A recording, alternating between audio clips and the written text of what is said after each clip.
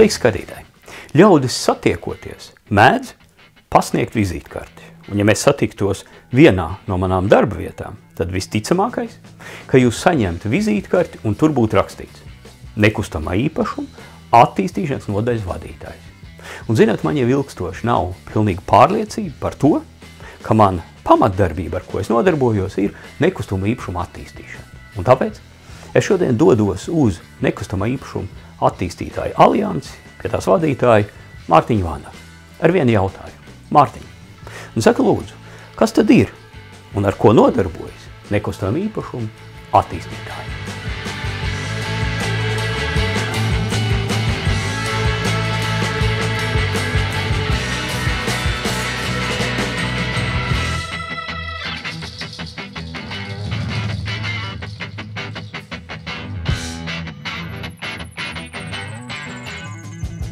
Es domāju, ja mēs tā pajautātu, teiksim, tādam vidusmēra cilvēkam Latvijā, kas ir nekustamā īpašuma attīstītājs, visdrīzāk tā atbilde, ko mēs saņemtu, nebūtu pareizā atbilde.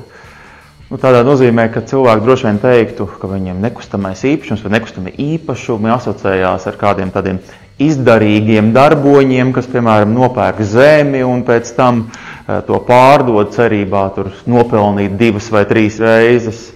Vai arī varbūt ar kādu, teiksim, nepārāk godprātīgu mākleri cilvēkiem varētu asociēties nekustamā īpašuma attīstītājs, kas, teiksim, mēģina tur pārdot varbūt kādu pārcenotu dzīvokli vai tam līdzīgi.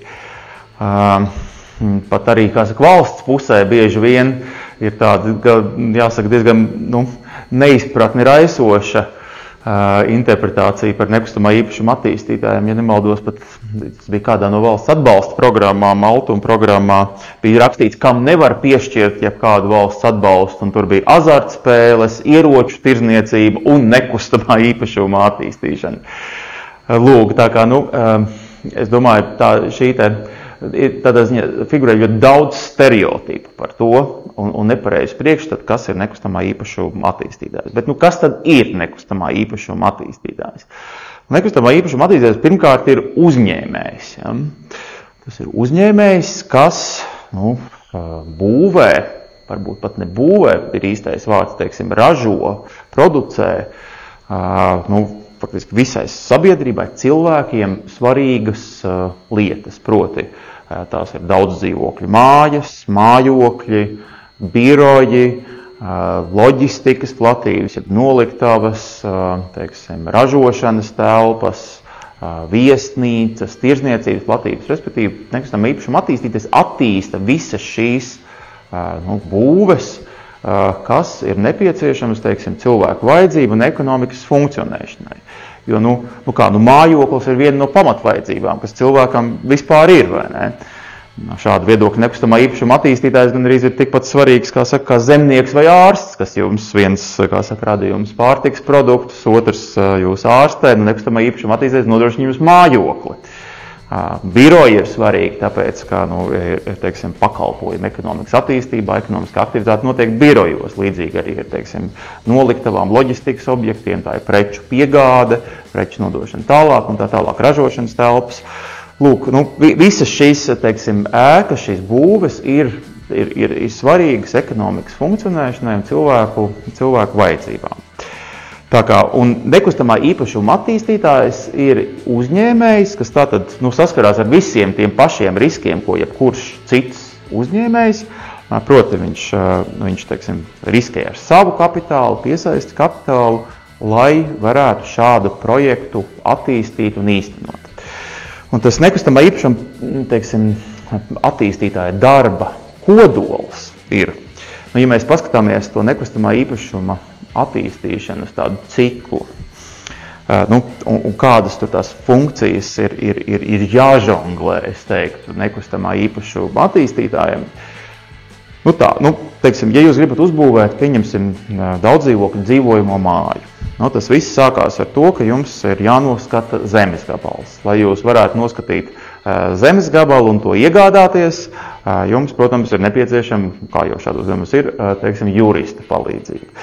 Kad jūs zemes gabalā esat iegādājies, jums kļūst aktuāli plānošanas jautājumi. Bieži vien ir jātaisa, teiksim, detāla plānojums vai lokāla plānojums. Tur jums ir jāsadarbojas ar profesionāliem plānotājiem, ar plānošanas speciālistiem.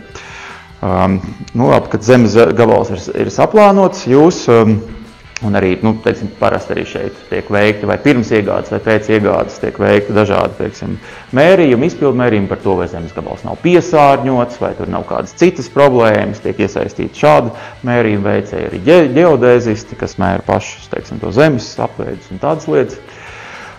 Tad, faktiski sākās tas, ko droši vien cilvēki uzskatītu, ka tas ir tas nekustamā īpašuma paša tapšanas process. Proti, jūs piesaistat arhitektu, kas tātad projektē šo ēku, šo būvi un tā projektē pēc jūsu norādēm, pēc tā, kas ir šis iecerētais izmantošanas veids. Šeit jums ir nepieciešami atkal, teiksim, dažādi tirgus analītiķi, konsultanti, lai jūs saprastu, piemēram, jūs būvējat dzīvojamo ēku, kāda būs šīs dzīvojamās ēkas, teiksim, tirgus niša, kāds ir nepieciešamais dzīvokļu plānojums, kāds ir pieprasījums tirgū, kas cilvēkam ir vajadzīgs, kādas ir cilvēki, teiksim, kā mainās cilvēku vajadzības, lūk tā. Tad jūs nonākat pie šī visa, teiksim, rezultātu, kas ir ēkas projekts. Protams, ēkas projekts ir jāsaskaņo. Ēkas projekts jāsaskaņo dažādiem, teiksim, valsts institūciju pārstāvjiem ar tā sauktiem komunikāciju turētājiem. Rīgas gadījumā tie ir, teiksim, jūs skaņojat ēkas būvprojektu ne tikai ar būvvaldi, kas jums tātad, faktiski nosaka, ko jūs drīkstat būvēt, lai ēka iekļaujās pilsētvidē, lai, teiksim, ēka atbilst teritorijas plānojumam, bet jums ir jāskaņo arī šis projekts ar visiem inženieru komunikāciju turētājiem, kas ir Rīgas ūdens, kas atbild par tātad sadzīves kanalizāciju un ūdensvadu satiksmes departaments, piemēram, Rīgā, kas atbild par ielām un lietus ūdens kanalizāciju un daudziem citiem komunikāciju turētājiem, Rīgas siltumu, sadales tīklu un tā tālāk. Tā kā šis viss skaņošanas process ir ļoti izteikti, teiksim, daļa no tā darba, ko dara nekustamā īpašuma attīstītājs. Un arī šis ir tas process, kas bieži vien aizņem visvairāk laika, teiksim, visa projekta attīstības gaitā, jo mums ir plaša birokrātija, ir arī daudz citu jautājumu par to, teiksim, kas veiks ieguldījumus infrastruktūrā, apkārtējā infrastruktūrā, ārpus jūsu zemes gabala robežām. Bieži vien ir tā, ka jūs Rīgā, teiksim, ja jūs vēlaties kaut ko uzbūvēt, jums arī ir jāfinansē publiskās infrastruktūras, piemēram, dažādu cauruļvadu un inženieru komunikāciju apgādes, teiksim, infrastruktūras pārveidojumi ārpus jūsu zemes gabala robežām. Un bieži vien cilvēki, kas nav profesionāli nekustamā īpašuma attīstīšanā, nemaz to nezina. Un domā, ka tikai nekustamā īpašuma attīstīšana ir vienkārši uzbūvēt tādu ēku, bet arī, teiksim, visi apkārtējās infrastruktūras jautājumi, izbūves, finansēšanas jautājumi ļoti svarīgi. Lūk, mēs tagad esam nonākuši līdz tam brīdim, kad jūs varat faktiski, jums esat saņēmis visus iespējamos saskaņojumus no inženieru komunikāciju turētājiem un arī no būvvaldes, un attiecīgi, ir tāda specifiska lieta kā atzīme par projektēšanas nosacījumu izpildi, un jūs faktiski varat sākt būvēt. Būvēšanā parasti nekustamajā īpašumā attīstītājs arī sadarbojas ar partneriem. Proti, tas ir tie profesionāli būvnieki, tā sauktie ģenerāli uzņēmēji, kuri teiksim, uzņemās šo te visus būvniecības riskus. Lielāko daļu no būvniecības riskiem, proti, viņi vada būvniecības procesu, piesaista apakšu uzņēmējus.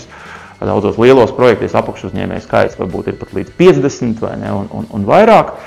Un tādā veidā, teiksim, šī ēka, var tapt. Un tas ģenerāla uzņēmējs ir tas, kas faktiski atbild par to, lai ēka tiktu uzbūvēta laikā un par paredzēto budžetu.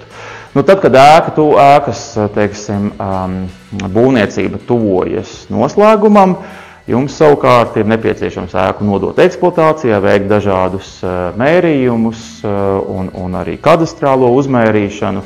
Un paralēli tam, protams, sākas arī, piemēram, dzīvokļu pārdošanas process.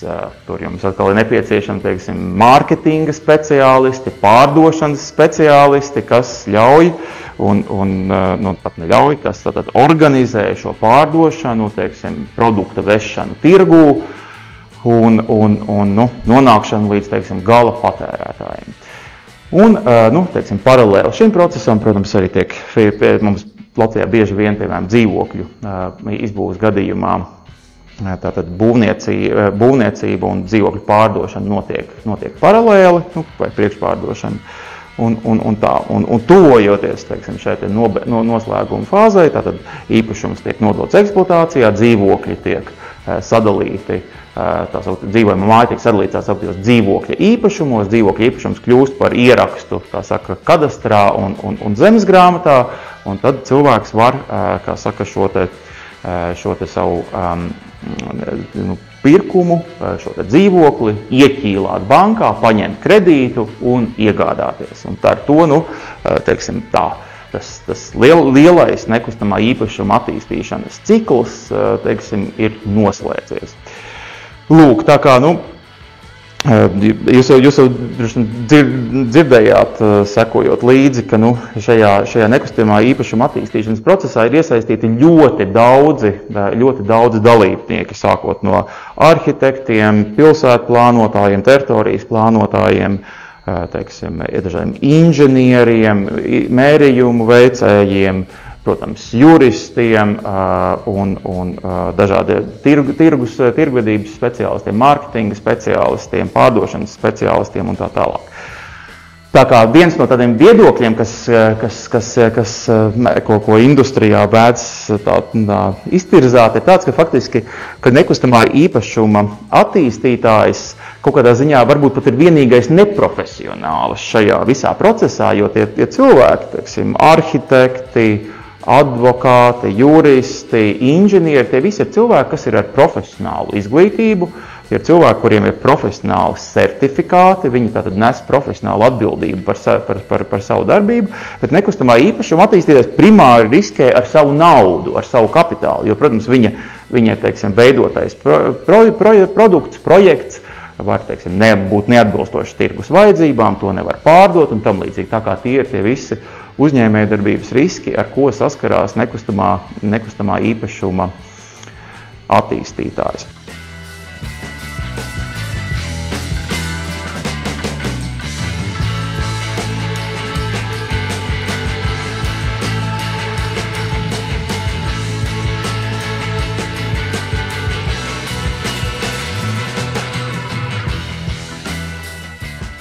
Vēl viena nianse varbūt ir tāda, ka nekustamā īpašuma attīstītājs, es aprakstīju tādu situāciju, kurā nekustamā īpašuma attīstītājs tiešām ir tāds samērā kompakts, kas faktiski viņš organizē uzņēmēju darbību. Varbūt arī tā, un ka nekustamā īpašuma attīstītājs kādu no šīm te profesionālajām funkcijām veids pats. Piemēram, Latvijā mēs skatāmies uz lielākiem attīstītājiem, viens no lielākajiem attīstītājiem ir Bonava.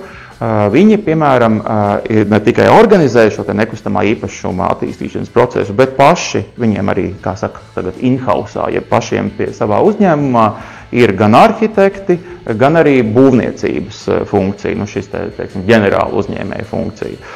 Piemēram, Merks, kas arī vēl viens liels attīstītājs, viņiem pie sevis uzņēmumā ir gan attīstīšanas, gan būvēšanas funkcija, ģenerāla uzņēmēja funkcija, bet arhitekta funkcija viņiem nav. Tā kā ir iespējams arī dažādas, teiksim, kombinācijas, kur nekustamā īpašuma attīstītājs arī veids kādas teiksim, profesionālas certificētas funkcijas pats savu uzņēmumu ietvaros. Lūk. Tā kā tā.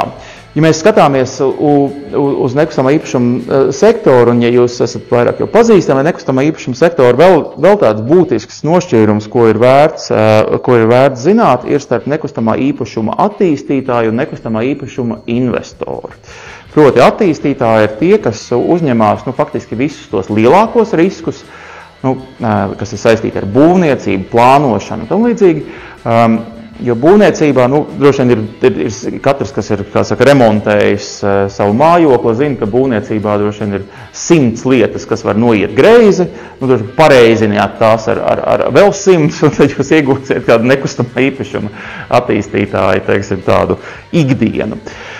Lūk, tātad nekustamā īpašuma attīstītājs ir tas, kurš uzņemās šos sākotnējo risku, piemēram, uzbūvē biroju ēku, un tad šo biroju ēku iznomā, piepilda ar nomniekiem, un tad šī biroju ēka jau kļūst par tādu kā investīciju produktu. Proti, šo ēku ir iespējams nopirkt, un šī ēka jau nes ieņēmumus. Ik mēnesi, ik gadu nes ieņēmumus, un to parasti dara. Proti to dara nekustamā īpašuma investori, dažādi investīciju fondi. Mums Latvijā ir tādi fondi kā SG Capital, FTN un citi, kas no nekustamā īpašuma attīstītāja nopērk jau nekustamā īpašuma teiksim, projektu, ēku, kas jau ir iznomāta, vai tā ir biroja ēka, vai, piemēram, īres nams, kas jau ir ar daudz mazāku risku, jo tur vienīgais, kas var noiet greizi, ka kāds jums nemaksā īri vai nomu, bet teiksim, būvniecības risku tur nav. Tā ir arī būtiska atšķirības starp nekustamā īpašuma attīstītāju un investoru. Lūk, tā kā es domāju, ka mums ir jākliedē tāds priekšstats par nekustamā īpašuma attīstītājiem, kā kaut kādiem, es nezinu, tiešām šeftmaņiem vai spekulantiem, tādus vecus sliktus vārdus lietojot, kas vienkārši ir kaut kādi viendienas, teiksim, tur tiešām šeftmaņi, kas mēģina tur pārdot zemi, vai arī veic kaut kādas citas darbības, un jāsaprot, ka nekustamā īpašuma attīstītāji tiešām rada ēkas, dzīvokļu ēkas, biroja ēkas, loģistikas objekts un cits objekts, kas ir nepieciešams, teiksim, ekonomikas funkcionēšanai. Un arī jāteic, kā ir, Latvijā ir ļoti maz vietējā kapitāla attīstītāja, piemēram, mans vadītajā nekustamā īpašuma attīstītāja aliansē ir 40 biedri, un tikai daži no tiem ir vietējā kapitāla uzņēmumi. Pārsvarā Latvijā, teiksim, lielie nekustamā īpašuma attīstītāji ir uzņēmēji no Lietuvas un Igaunijas, un no Zviedrijas un no Somijas.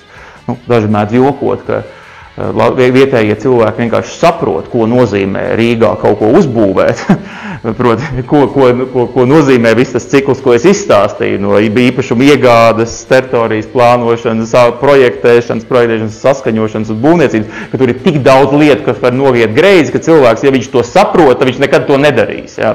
Bet es tomēr iedrošinātu cilvēkus, teiksim, iesaistīties nekustamā īpašuma biznesā. Tā ir ļoti svarīga perspektīva lieta, Latvijā ļoti vajadzīga.